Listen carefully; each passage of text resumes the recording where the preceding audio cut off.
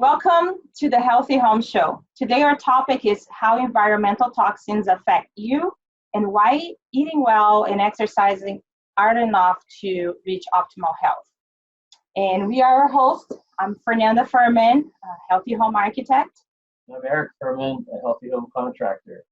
And together we help people create a healthy home by reducing their exposure to toxins. And today we're pleased to talk to Beth Greer. Welcome, Beth. Welcome. Great to be here. Yeah. So Beth is actually known as a supernatural mom. She's the best-selling author of The Supernatural Home, an environmental toxins expert and educator. She's an award-winning journalist and documentary film producer.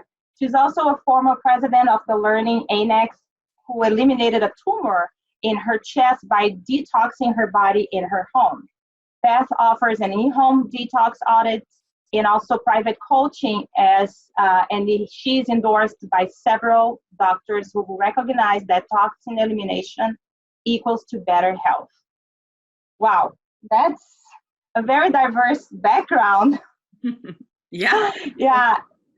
So, because, when I was running the Learning Annex, I thought I was leading a healthy lifestyle and I didn't realize how stressed I was.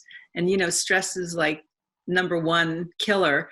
But so that's when I discovered I had this mass in my chest. So maybe I'm jumping ahead. No, it's all good. Yeah, go right ahead. So, I really thought I was exercising. I watched what I ate. I thought I was eating healthy. I even meditated. And so it came as this complete shock, to discover that I had this mass in my chest. And the way I discovered it was I had a pain in my shoulder, and then I went to my chiropractor, and after 4 or 5 visits, the pain was getting worse. And he said, I think you need an MRI because I think you have a herniated disc. So I said, okay. I went for the MRI, and in that examination, they found this, it was this big, and it was pressing on the nerves that ran down my arm, and my first 3 fingers were getting numb. And I just thought, how could this happen to me? It was just such a shocking experience. And I had it biopsied, and thank goodness it wasn't cancerous, but it was a nerve root tumor and very, very painful. So, so what happened next was I went to see 3 top surgeons, and they all couldn't agree on how to access this tumor. One wanted to cut me here under my collarbone, the second one under my armpit, and the third one said he was going to go in and remove one of my ribs from the back, and then he was going to heal me, right? And I just thought, this is really insane. And then I went to see a neurosurgeon who said, to hold off as long as possible because the surgery is risky and I could lose the feeling in my right hand permanently. So I just decided to take charge of my health. And I went down to a place in near San Diego called the Optimal Health Institute. And I did juicing and cleansing and, meditating. And I asked why. I talked to my mass. I said, why are you here? What's your message? And the word that came back to me was to simplify. And I realized that I wasn't leading a simple life, especially in the products I was using, the food I was eating, like that. So, so that was sort of the beginning of my journey. And after a week there, I came home and because I realized, I was eating out almost every day because I was running this company, and we don't know what's in our food in restaurants, or what the oils that they're using to cook with and all that. So I went on a 100% plant-based, raw, organic diet. And that's where it started. And then started to do other sort of simplifications. So I looked at my personal care products, my deodorant, my background in journalism. So I started to do research, and the crap that they put in our stuff, it's awful. So I switched out to all natural products. And then I remember using a spray bottle of Windex, and I happened to look at the label on the back, and it said precautionary statement, hazardous to humans and domestic animals. So I just thought, that's insane, right? I had a small child at the time, and I didn't, I was spraying down her countertop on her high chair, and I just thought, this is nuts. So switched to all natural cleaners like hydrogen peroxide, baking soda, and all that. And so it took about 9 months, before the pain started to diminish. And then it was about a year that the pain was gone. And then I had the tumor scanned, and it had actually disappeared. Wow. So wait a second. So I was going to ask you, waiting for that, but so you never had surgery? Never had surgery. No. My No. goodness.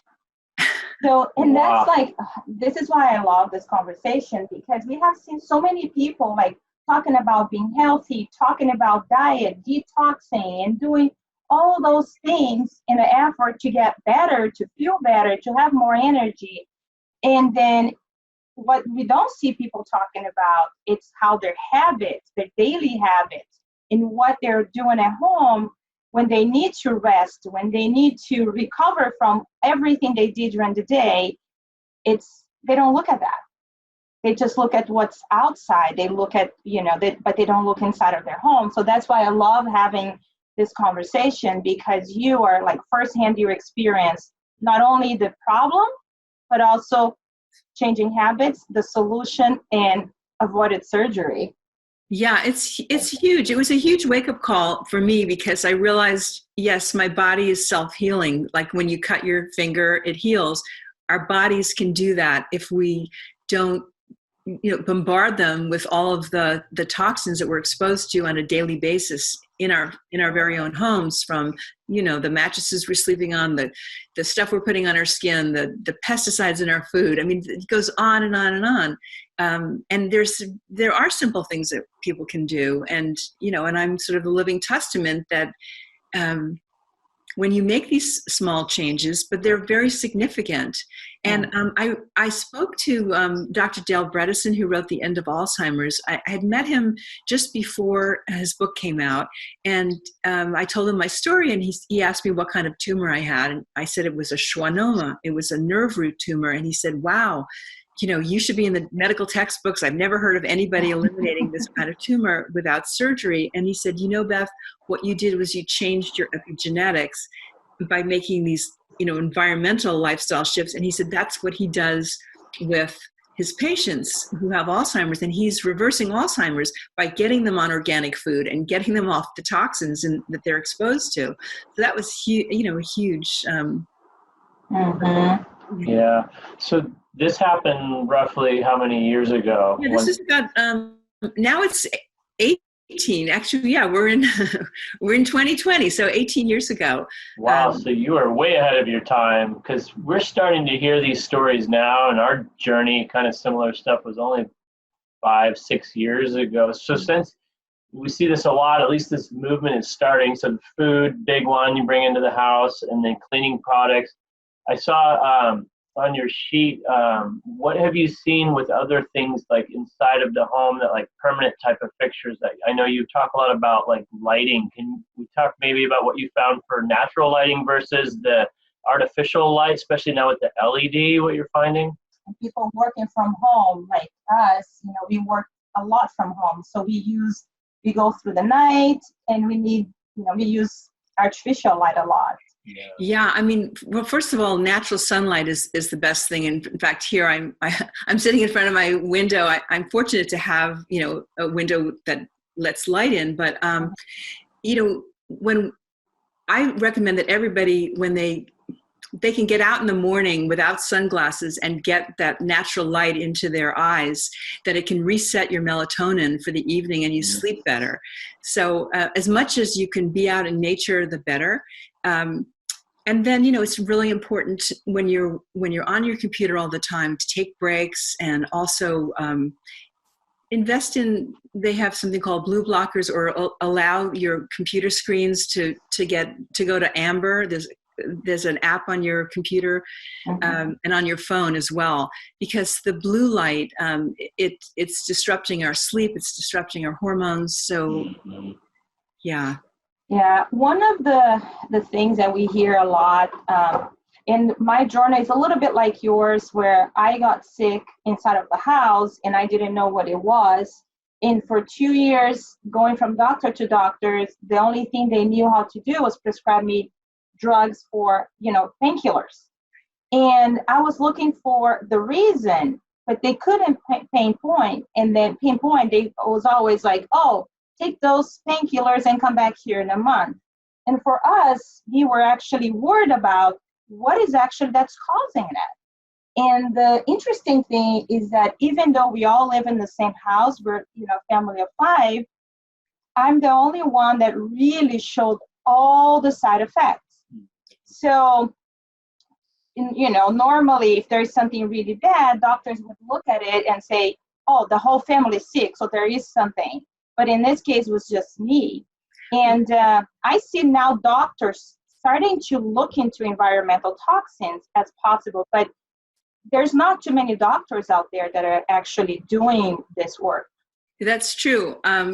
And I just wanted to mention, when I go into people's homes, and mold seems to be like a huge problem everywhere. Mm-hmm. And only 25% of the population is affected by mold. So very often I'll go into a home, family of 4, one person has, is sick. Right. And then and everyone else thinks that person's a hypochondriac, right? But they're not.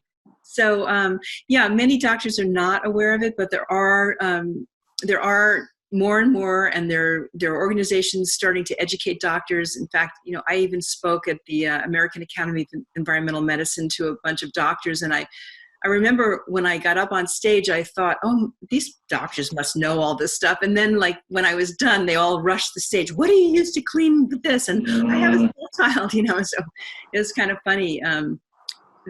The lack of knowledge about this, to me. And then once you have mold toxicity and enters the body, it's just now coming out ways of getting rid of that within your system. It becomes systemic. It gets into your blood, your lungs, and that is even kind of new as far as how to finally, once you get rid of the mold, how do you detox your body from that? Have you seen anything on that? Because that's kind of an emerging. I work with people on detoxing. So, oh, nice. Yeah. So, well, first of all, there's a simple a urine test that you can take to see if you actually have mold living inside of you. But then there's also a kit that I give my clients. It's a free kit that they get, and then they put some dust from their vacuum into this kit and send it off to the lab, and then the lab bills them. It's about $125 or $35. And so what happened with one of my clients, I walked into her home and I could smell mold, as soon as I got to the stairway where her bedroom was downstairs, and it really smelled bad. And when you smell it, it's there without a doubt. They didn't even have to test. But I suggested, she was renting at the time, I suggested that she move out, because it was a very strong smell. And she was very ill. She was like, no energy. This is, 50-year-old woman, but zero energy and just feeling awful. So she said she's not moving out because this was a good school district for her daughter. And so I said, well, how about if you just move upstairs? Because upstairs there was wood floors, and mold doesn't necessarily live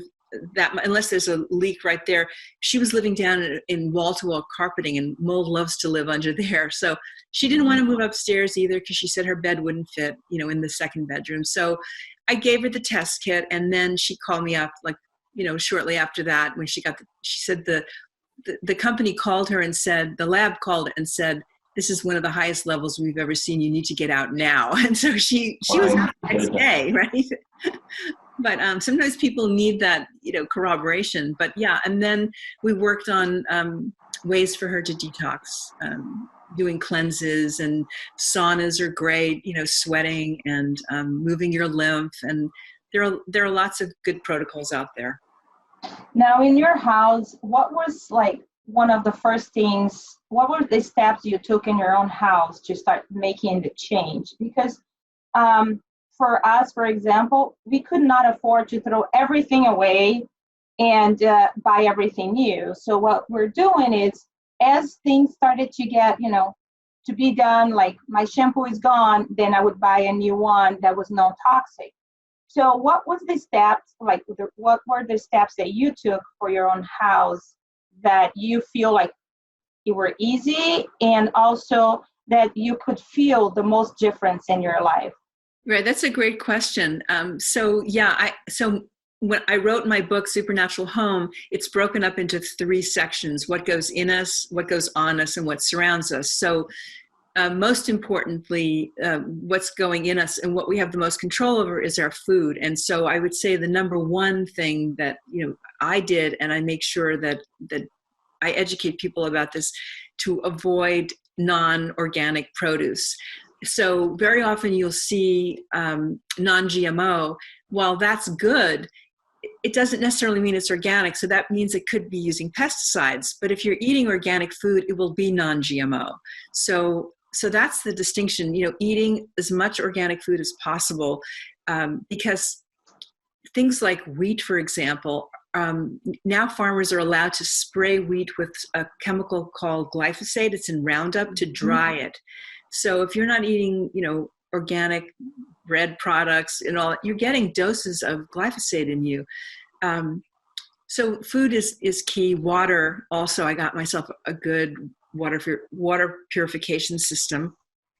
And then, since our skin is our largest organ, I made sure that anything I was putting on my skin, any moisturizer or body lotion, that was like, and shampoo, number one kind of thing, as well as toothpaste, because that's going into your saliva, into your bloodstream quickly.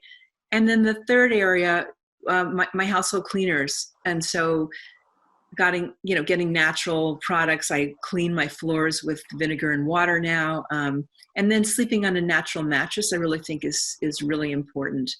And then lately, the Wi-Fi and the electromagnetic fields, it's a huge issue.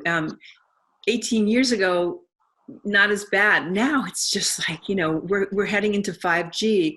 So it's a big issue, and people, I recommend everybody to shut off your Wi-Fi at night when you go to sleep, and don't sleep with your cell phone next to your head, or put it in airplane mode.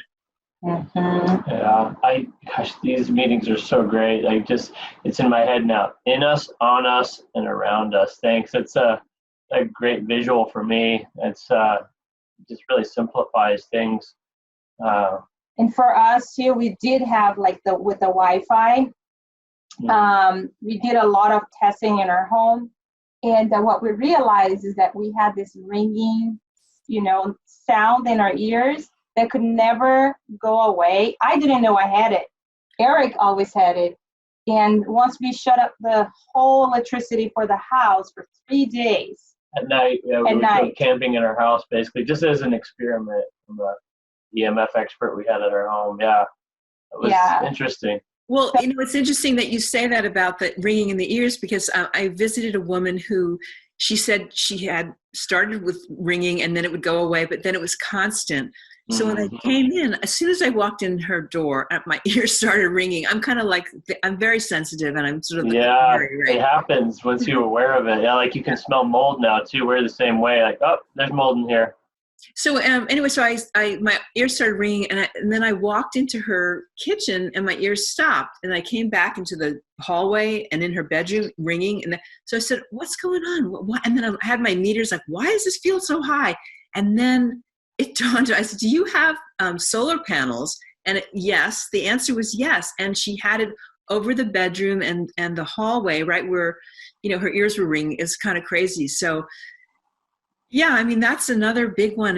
If people want to get solar energy, they really need to find a company that specializes in making sure that the electromagnetic fields are low. Yeah. So we just, we'll go too far into that, but yeah, we did a lot of homework on that. Just had solar panels installed, but we could talk more about that. But we're hardwired, and luckily solar's not producing at night, right? So at least it's not affecting you while you're sleeping, but it hasn't been fully set up yet, even though they're on kind of, and we've been noticing more of the ringing. It's really interesting, and I almost feel like I could be totally imagining this, but it almost like when you turn like a radio, it's almost like you went in the kitchen and the other areas is different. You can almost feel like it's tuning, almost like an old school radio or something. That's fascinating. And I wonder if you could turn it off at night, like shut it down. Because you said so power down in your house. So can you shut the solar off as well? Yeah, so the one thing, what's the name? Ora Miller has talked a lot about this. I'm sure you're familiar with him. I was reading a lot on his. We've consulted with a lot of people, and it's kind of one of these doomed if you do or don't. So our house is basically one big experiment. So we wanted to see. So we got the panels on, but obviously if there's no sun hitting it, it's not producing electricity. So there's nothing live. So the thing is that it's plugged in, and just like your TV is off, but it's still emitting a field unless it's unplugged. So yeah.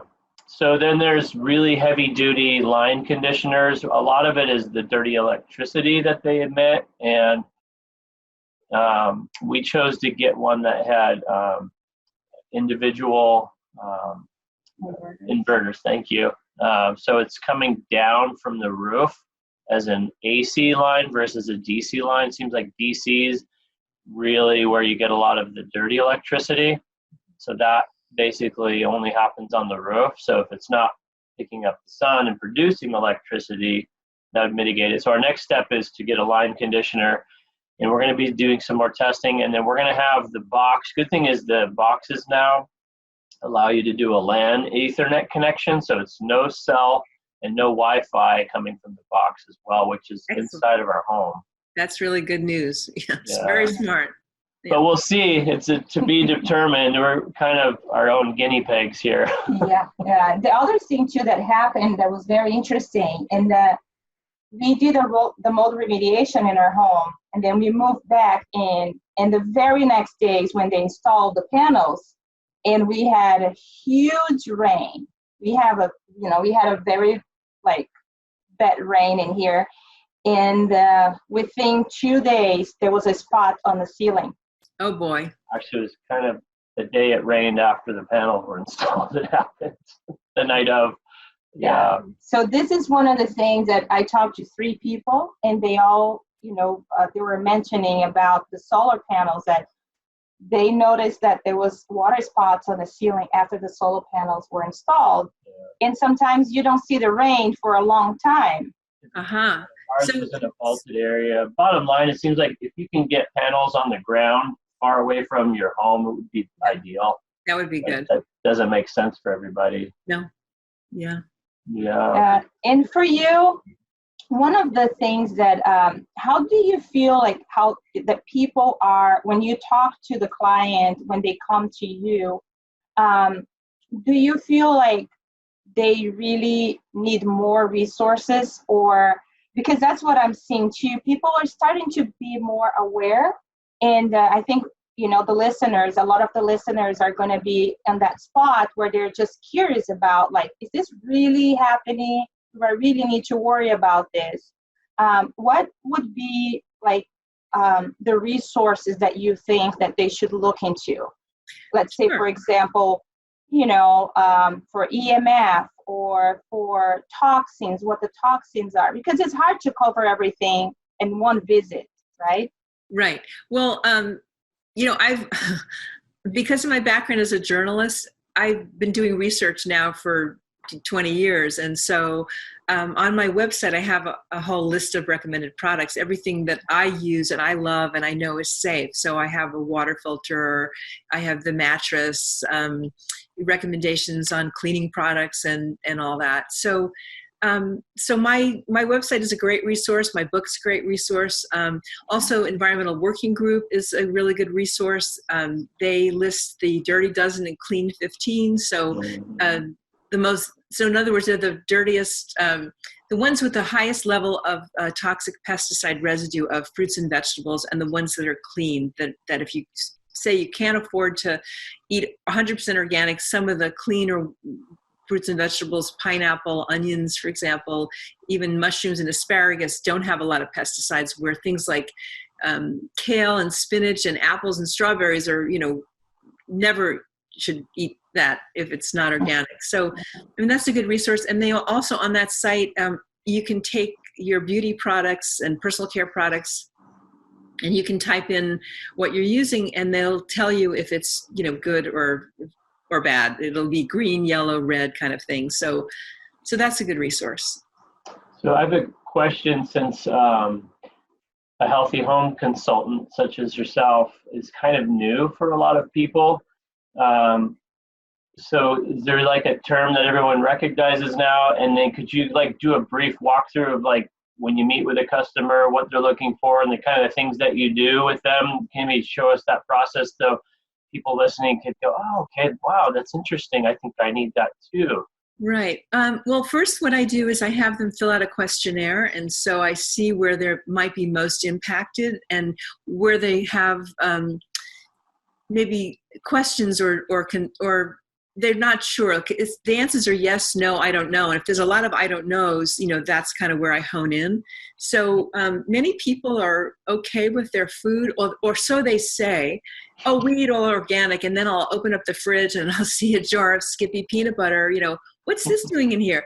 Oh, it's for the dog. One woman told me. And then just before I left, she said, I have to tell you, it's not for the dog. I feed it to my kids, but because she says, because my kids don't like the texture of organic peanut butter. So, or they're the popsicles in the freezer that have artificial food dyes. And, they go, I don't know how that got in there. The nanny must have put it in or something. It's kind of comical, but anyway, so then I just focus on where they need the most help. So sometimes people need help with food, sometimes not. So then it'll be their personal care products, and we'll go through each thing and, look at their shampoo and deodorant. So deodorant, for example, one of my clients was using Tom's stick deodorant, and I noticed that the second ingredient was propylene glycol, and that's found in antifreeze, right? So people are sort of unaware, and I sort of help educate them on that. And then a big part of what I do that a lot of people want me to do is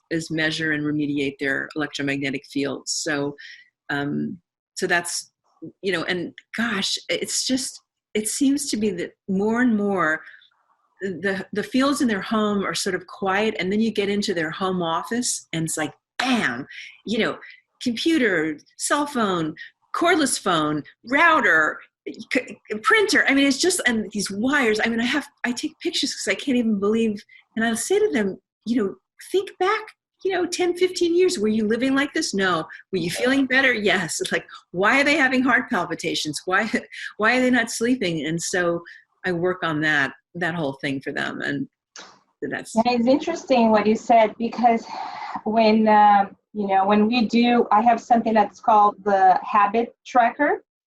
And what I ask, the clients to do is to fill it out, like get up in the morning, write everything down for 2 days. Just started with 2 days. I woke up, I drank water, because that's when the questions come, like, okay, first thing in the morning, drink water. Do you have a water filtration system, right? And then, I wash my face. What are you using? And I ask them to put up, if they don't want to write down the names, just take a major picture, like put all your products on the front, take a picture and send it with it. And it's amazing that even healthier, people that are in a healthier path, it's hard to read the labels. And for us, like we were using Tom's toothpaste. And then for the longest time, then they changed the ingredients, and we didn't know that. Right. And what we found is carrageenan in there. So what we found out, a lot of those healthy companies, they get bought up by big major corporations that, they need to make money. So they change the formulation. They don't have to tell us to disclosure. And then here you are. Okay, now I trust this. And I say yearly, every 6 months, go back and look at the labels and see if they're the same. So as you're saying, like, this peanut butter is not mine. Oh, I eat super healthy. What we see too is like people filling out just the habit tracker. And it's like, no, mm-hmm. Really it's not, it's not being healthy. And again, the yes or no, what we realize is that a lot of people don't know. When they think they know, but when you ask them, they don't know. And I think that's very important for the listeners to understand that there's always room for learning. Even if you know a lot, there's always room for learning. Yeah, that's a very good point. And, the good news is that more and more companies are coming out with healthier products, skincare products, for example. It was hard to find that many years ago, and now there seems to be, a big variety. So it's easier for people to find all this, and more organic food. For example, you go to Costco, at least in my area, I mean, they have a huge organic section, and it's fantastic. Walmart has a big organic section as well. So there's really no excuse. I started planting a garden. I plant my own herbs now, and it's I put my parsley and cilantro in my smoothies in the morning, and it's very fulfilling. Yeah, and I think we live in this country where it's easy for us to have access to it. Back in Brazil, where I'm from, you can't find, before everything was organic. You didn't have to label. Now it's very hard and very expensive to buy products that are like healthy oils, like avocado oil, coconut oil, or just organic in general. So I feel like in America, we are very spoiled because it's easy to find those products, and a reasonable price too. Yeah, and just one thing that people should be aware of is that it's called greenwashing. That companies claim to be natural, or and they're not what they claim. And so just because the word says eco-friendly or natural, it doesn't necessarily. It could mean the packaging is eco-friendly, but the product itself could contain toxins. So you have to really look for trusted sources.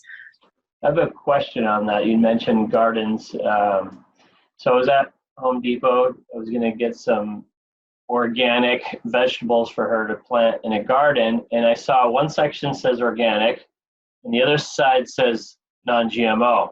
But I didn't see both together. So you mentioned earlier, I just want to clear this up because I still don't understand this. For food, if it has organic, it is also by default non-GMO? By default, correct. If it's organic, it's non-GMO. If you see non-GMO, it's, unfortunately, it's kind of become this little marketing tool now. Yes. So you need to be aware of that. So look for organic, look for certified USDA organic label, or if you, at your farmer's market, talk to the farmer, find out if they're using sprays and like that. So yeah, my farmer's market, it was interesting. I approached one farmer, it didn't say organic, and I said, do you spray? I forgot what it was. And he said, well, yeah, we spray in the very beginning, and then if there's some kind of, problem, we spray again. So okay, thank you. And then I just went to the next person. They're certified organic.